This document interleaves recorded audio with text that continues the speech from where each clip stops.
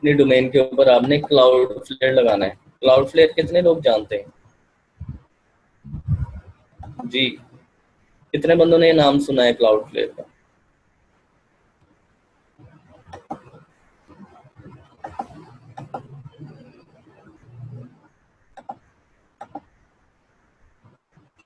Anyone?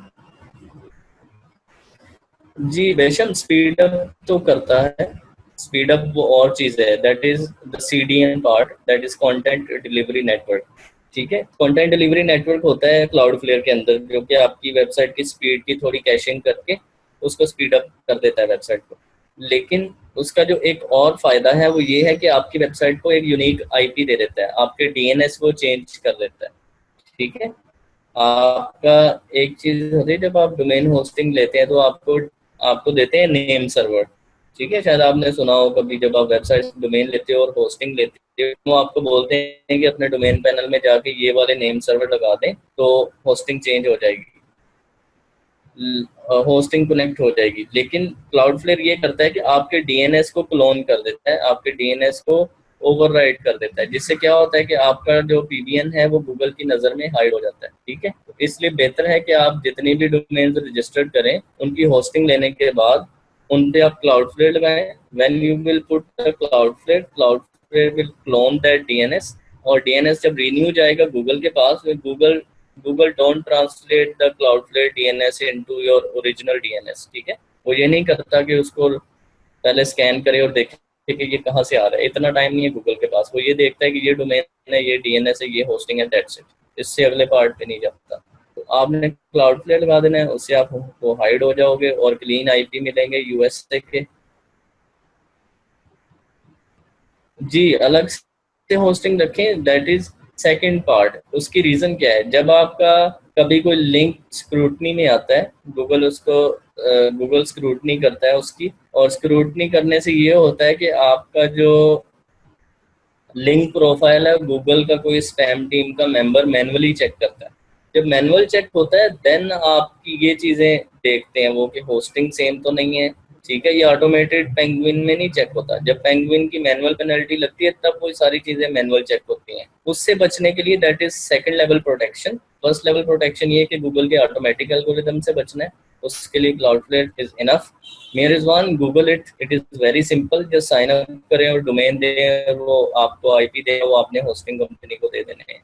Very simple. बहुत सारी hosting company के सी पैनल में ऑलरेडी है, उस पर क्लिक करें तो लग जाएगा। अभिलाष, हुइज जो है, जब आपने डोमेन रजिस्टर करनी है तो हुइज आप सबका अलग अलग रखें। ठीक है, हुइज अलग रखने के लिए आपके पास वो सिंपल सा रिसोर्स है आपका जो है, यार वो क्या है, जनरेटर। ठीक है, फेक नेम जनरेटर से आप ले लें कोई भी नाम, फेक नेम जनरेटर से नेम लेते रहें और डोमेन्स वगैरह रजिस्टर करते जाएं और डिफरेंट हुईज रखें। और उससे ये होगा कि आपकी वो वेबसाइट की जो ऑनरशिप है वो भी सेम नहीं आएगी। सेकंड लेवल पे आपने होस्टिंग डिफरेंट रख ली, थर्ड लेवल पे आपने क्लाउडफ्लेयर लगा दिया, सबके आईपीज क्लीन हो गए। ठीक है, तो इस तरह से आप अपना जो है पीबीएन उसको सिक्योर कर सकते हैं। तो ये इस तरह से नाम, एड्रेस, एवरीथिंग आपके पास आ जाएगी और आप मल्टीपल जगहों पे यूज कर सकते हैं। ठीक है जी, क्लियर है ये? क्लाउडफ्लेयर कैसे लगाते हैं? अच्छा जी, सिंपल मैं आपको सर्च ही करके दिखाता हूँ, how to use Cloudflare. Okay, how to set up कर दें उसको, ज़्यादा बेहतर रहेगा। तो उसने भी यही बताया, how to setup.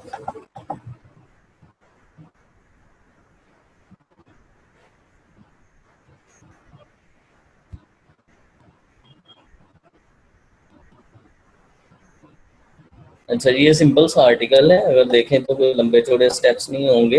How to setup Cloudflare, पहले होता है जी व्हाट इज क्लाउडफ्लेयर। ठीक है, और फिर ये थोड़े से स्टेप्स हैं उसके, क्रिएट अकाउंट, ये फॉर्म करें, उसके बाद वेबसाइट ऐड करें जो भी आपकी वेबसाइट है।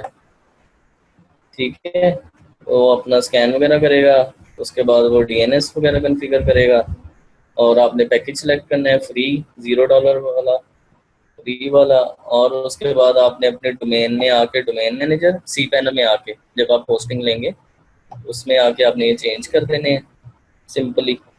यहाँ पे वो कस्टम नेम सर्वर डाल देने क्लाउडफ्लेयर वाले, दैट्स इट, सेम। ठीक है।